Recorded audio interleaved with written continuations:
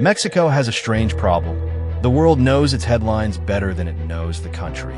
Say Mexico, and many people immediately picture cartels, border crossings, desert, beaches, tacos, maybe a cactus. But that image leaves out an economy of nearly 132 million people, a manufacturing base that produced almost 4 million light vehicles in 2025, record exports approaching $665 billion, and a country that welcomed nearly 48 million international tourists in a single year. So here is the real question. How can the same country be essential to North American industry, rich in civilization and natural resources, globally important in tourism, and still be defined abroad by crime and migration? The answer begins with geography. And Mexico's greatest geographic advantage is also one of its greatest vulnerabilities. It lives next door to the United States. Mexico stretches across almost 2 million square kilometers at the southern end of North America. The Pacific lies to the west. The Gulf of Mexico and Caribbean lie to the east. Guatemala and Belize sit to the south. And to the north runs more than 3,100 kilometers of border with the world's largest consumer economy. That border is not simply a political line. It is one of the most important economic corridors on Earth. Cars, electronics, machinery, food, energy, medical devices, and industrial components cross between Mexico and the United States every day. Some products cross several times before they become finished goods. In 2025, Mexico exported almost $665 billion of merchandise, and roughly 83% went to the United States. That means Mexico is not merely close to the American economy. It is built into it. But before we get to factories, look at the country itself. Mexico is geographically extreme. Northern Mexico contains deserts and dry plateaus. The center rises into highlands and volcanic belts. The south becomes greener and more tropical. Mountain chains divide regions, while thousands of kilometers of coastline connect the country to both the Pacific and the Atlantic world. Mexico City captures those contradictions in one place. The capital sits more than 2,200 meters above sea level in the Valley of Mexico, where an ancient lake system once dominated the landscape. That history is still underneath the streets. Heavy groundwater extraction and soft lake sediments have caused serious land subsidence. Parts of the metropolitan area are sinking much faster than others. So one of the largest cities in the Americas is still negotiating with geography centuries after the lakes were drained. Mexico's natural wealth is just as dramatic. It remains the world's leading producer of silver. In 2024, it supplied about 23% of global mine production. It is also a major producer of gold, copper, lead, zinc, and other minerals. Then there is biodiversity. Mexico is one of the world's mega-diverse countries, holding an extraordinary share of the planet's species across deserts, cloud forests, tropical jungles, mangroves, coral reefs, volcanoes, and alpine environments. This is why the cliché of Mexico equals desert is so misleading. The country contains several ecological worlds at once. It also contains several linguistic worlds. Spanish dominates national life, but Mexico officially recognizes 68 indigenous linguistic groups, including Nahuatl, Maya, Mixtec, Zapotec, and many others. Millions of people still speak indigenous languages at home. That matters because modern Mexico is not simply a Spanish-speaking society built after conquest.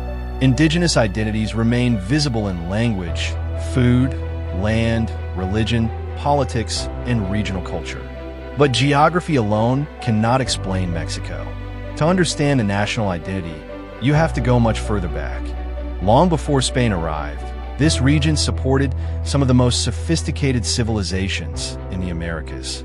The Olmec flourished more than 3,000 years ago. Later came Tenochtitlan, the Maya, the Toltecs, the Zapotecs, the Mixtecs, and the Mexica, known internationally as the Aztecs. They were not one civilization, and they did not exist at the same time. But together they formed the larger cultural world historians call Mesoamerica. Maya astronomers tracked celestial cycles with remarkable precision. They developed sophisticated calendar systems, recorded the movements of Venus, and used a mathematical system that included zero independently of Old World traditions. Agriculture from this region changed global food history. Maize was domesticated in what is now Mexico.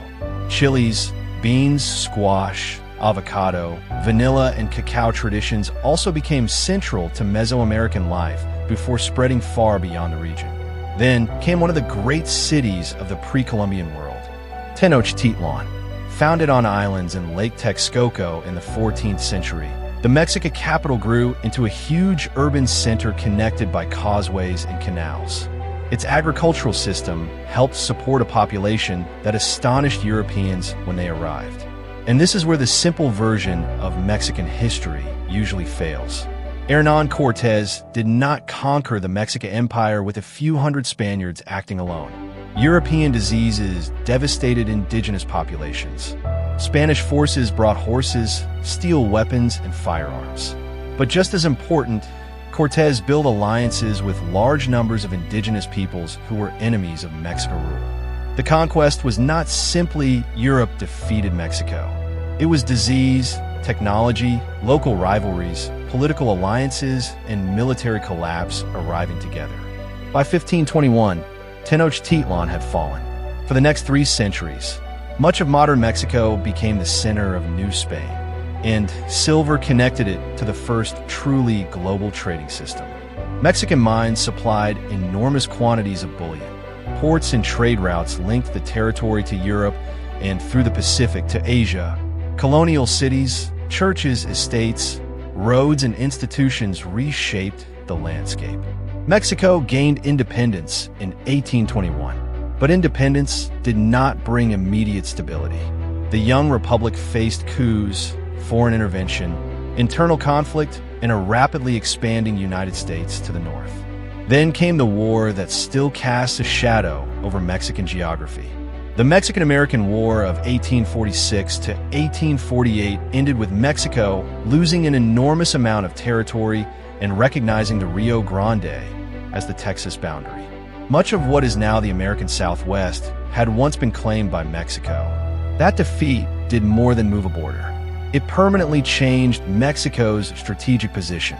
From then on, its most powerful neighbor would also become its biggest market, its biggest source of pressure, and eventually its most important economic partner. That relationship is the central contradiction of modern Mexico. Being next to the United States can feel like a historic vulnerability. Economically, it has become a massive advantage, and nowhere is that clearer than inside factories. Mexico is not primarily the agricultural economy outsiders sometimes imagine. It is one of the most important manufacturing platforms in the Western Hemisphere. In 2025, Mexican factories produced about 3.95 million light vehicles. Automotive clusters stretch across states such as Nuevo Leon, Coahuila, Guanajuato, Puebla, San Luis Potosí, and Aguascalientes. The country also manufactures aerospace components, electronics, medical devices, appliances, machinery, and increasingly sophisticated industrial products. This did not happen by accident. Mexico combines several advantages at once. It sits beside the United States. It has decades of industrial experience. It has a large labor force. It has trade agreements connecting it to major markets. And under the North American trade system, factories can operate across borders as parts of one production network. A wire harness may be made in Mexico. An engine component may cross the border. A finished vehicle may contain inputs from all 3 North American economies. The border that once represented military defeat has become an industrial artery. That is one of the biggest reversals in Mexico's modern history. And the relationship is getting even deeper. In the 12 months through May 2026, Mexican exports to the United States reach about $558 billion, while Mexico remained the largest U.S. trading partner. But integration also creates dependence. When Washington changes tariffs, rules of origin, border procedures, or industrial policy, Mexican factories feel it immediately. The 2026 review of the USMCA has made that vulnerability especially visible, with automotive rules, steel, aluminum, economic security, and third-country inputs all under negotiation. So nearshoring is not a guaranteed jackpot. It is an opportunity under constant political negotiation. Mexico also has advantages outside manufacturing. Agriculture connects the country to American supermarkets as directly as factories connect it to American assembly lines. Mexico is a major exporter of avocados, tomatoes, peppers, berries, beer, and tequila. This sector reveals the same geography again. Warm climates, irrigated valleys, multiple growing seasons, and immediate access to the U.S. market create enormous export potential. But water is becoming a harder constraint in several northern and central regions. Industry, cities, and agriculture increasingly compete for the same limited resource. That means the nearshoring boom cannot be judged only by factory announcements. Electricity grids, roads, rail, ports, and water systems will determine how much manufacturing Mexico can actually absorb. The next time you see Mexican produce in a U.S. supermarket, remember that food is part of the same geographic system as cars and electronics. Then there is silver, tourism, and culture. Mexico now has 36 UNESCO World Heritage properties, more than any other country in the Americas except none. In fact, it leads the region. In 2025, 47.8 million international tourists visited the country, a record. They did not come for one version of Mexico. They came for many. There is Mexico City, built above the remains of Tenochtitlan. There are Maya cities such as Chichen Itza and Palenque. There is Teotihuacan with its monumental pyramids. There are the colonial centers of Oaxaca, Guanajuato, and Puebla. There are Caribbean beaches around Cancun and the Riviera Maya, Pacific resorts, whale watching off Baja California, and landscapes ranging from copper-colored canyons to tropical forests. Mexico's cultural influence may be even larger than its tourism numbers suggest. Traditional Mexican cuisine was inscribed by UNESCO as intangible cultural heritage in 2010. Maize, beans, and chili form a food system with roots thousands of years deep. Tacos, tamales, mole, and countless regional dishes are not simply Mexican food. They are surviving layers of indigenous agriculture, colonial exchange, and modern urban culture. Even chocolate carries part of this history. Cacao traditions were deeply rooted in Mesoamerica long before European contact, and the Spanish encounter with cacao eventually helped transform it into a global food. The Day of the Dead works the same way. Its modern form combines indigenous traditions with Catholic ritual. Families build altars, place flowers, candles, food, and photographs, and remember the dead not only through grief, but through reunion. Mariachi, lucha libre, tequila, and regional music create other symbols that travel easily across borders. And that brings us to another stereotype. If Mexico has so much going for it, why does violence dominate so much international coverage? The answer again begins with geography, but geography is not the whole explanation. Mexico sits between major drug-producing zones farther south and the enormous consumer market of the United States. That position made a critical route for illegal trafficking. Over time, criminal organizations grew around those flows, then diversified into extortion, fuel theft, human smuggling, and other illegal economies. U.S. demand is one part of the system. Weapons trafficked south from the United States are another. Corruption and weak local institutions in some regions make enforcement harder. Poverty and limited opportunity can make recruitment easier. And once criminal organizations become territorial powers, defeating one group can simply open space for another. That is why decades of enforcement have not produced a simple victory. But another mistake is to imagine that all of Mexico experiences the same level of danger. It is not. Security varies sharply by state, municipality, and even neighborhood. Some transport corridors and regions experience intense criminal competition. Other areas receive millions of visitors and operate very differently. That does not mean tourists should ignore risk. It means Mexico cannot be understood as one giant red zone on a map. The same is true economically. Northern and central industrial states are deeply integrated into manufacturing and export networks. Parts of the South remain poorer, more rural, and less connected to formal employment. Mexico can contain advanced aerospace manufacturing, luxury districts, and high-tech industrial parks, while other communities still struggle with basic infrastructure and opportunity. This north-south and urban-rural gap is one of the country's deepest structural problems. Economic integration with the United States has created enormous wealth. It has not distributed that wealth evenly. That unevenness matters politically too. A modern export plant may pay formal wages and connect to global supply chains, while only a few hours away another community may depend on informal work, remittances, or subsistence agriculture. Mexico, therefore, does not face one development problem. It faces several at once. How to make the industrial north more secure and sustainable, how to connect poor southern regions to investment, and how to build public institutions strong enough that growth does not depend on where you were born. And that brings us back to nearshoring. For years, companies built supply chains around the cheapest global production.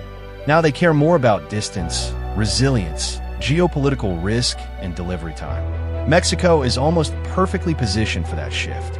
A factory in northern Mexico can reach major U.S. markets by truck instead of crossing an ocean.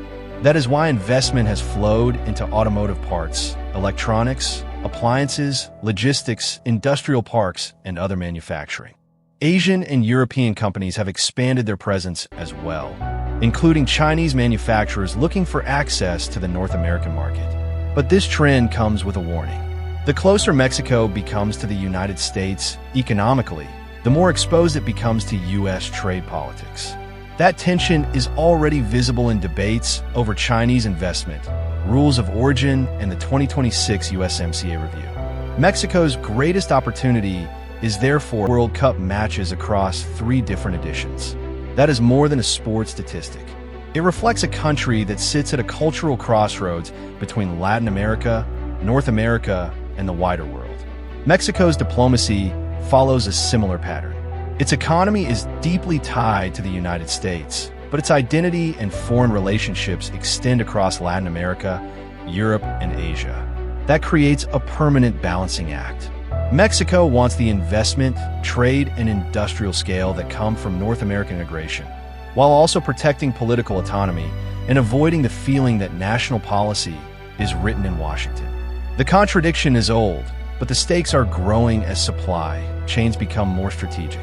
Mexico is simultaneously North American and Latin American, industrial and ancient, urban and rural, globally integrated and fiercely national. That is why a single stereotype never survives contact with the real Mexico. The country contains 3,000 years of civilization, the trauma of conquest and lost territory, a powerful manufacturing economy, world-class tourism, extraordinary biodiversity, deep inequality, and a security crisis that remains impossible to ignore. Those are not separate stories. They're connected. Mexico's location beside the United States creates factories and migration routes. It creates trade and political pressure. It creates agricultural markets and trafficking corridors. It attracts investment while making Mexico vulnerable to decisions taken in Washington. The same border can be an industrial lifeline and a geopolitical fault line. That is the real logic of Mexico. Its greatest advantage and one of its greatest vulnerabilities are the same thing. Location. For much of its history, Mexico feared being too close to the United States. In the 21st century, that same proximity may become one of its strongest economic assets. The question is whether Mexico can turn proximity into prosperity faster than inequality, insecurity, water stress, and political dependence turn it back into pressure. If it can, the country may become one of the biggest winners of the next era of North American manufacturing. And if it cannot, geography will keep delivering opportunity and tension at the same time. So when you think about Mexico, forget the single image. Do not see only cartels. Do not see only beaches. Do not see only migration. See the whole system.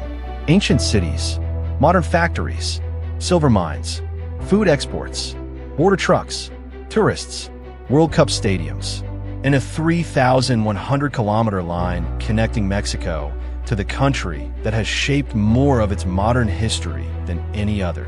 That is the Mexico hidden behind the headlines.